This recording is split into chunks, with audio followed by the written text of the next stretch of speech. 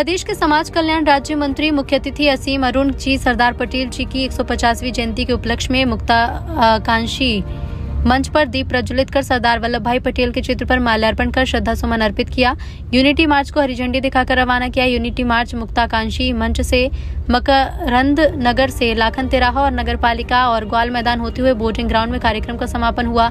Unity मार्च में विभिन्न विद्यालय के बच्चे, एनसीसी कैडेट, प्रशिक्षु, पुलिसकर्मी, जनप्रतिनिधि द्वारा प्रतिभाग किया गया। माननीय मंत्री जी ने अपने संबोधन में कहा कि हम सबको मत, मजहब, जाति का भेदभाव नहीं करना, हम सबको भारत की परंपरा के अनुसार आगे बढ़ना है। इसलिए आज यूनिट मार्च का आयोजन किया गया है, जिसमें एकता मार्च के लिए हम सब एकत्रित हुए हैं। हमको किसी भी प्रकार के बंटवारे के चक्कर में नहीं पड़ना, हम सभी को एकता के लिए आगे बढ़ना है, आत्मनिर्भरता के लिए आगे बढ़ना है।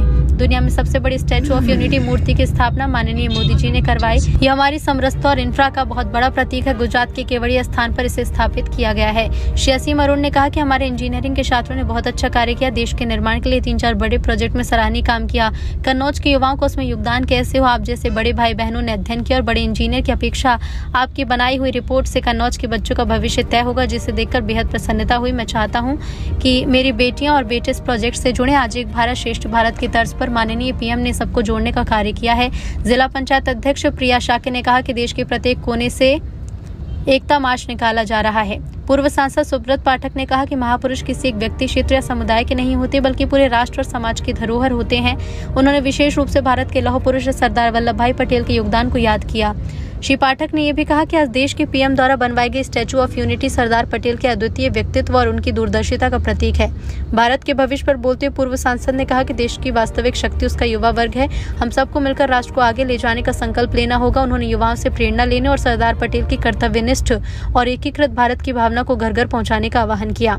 कार्यक्रम में मुख्य विकास अधिकारी रामकृपाल चौधरी, पार्टी जिला अध्यक्ष वीर सिंह भदौरिया, पूर्व जिला अध्यक्ष नरेंद्र सिंह राजपूत समेत अन्य संबंधित जनप्रतिनिधि और विद्यालय के बच्चे और शिक्षक गण मौजूद रहे।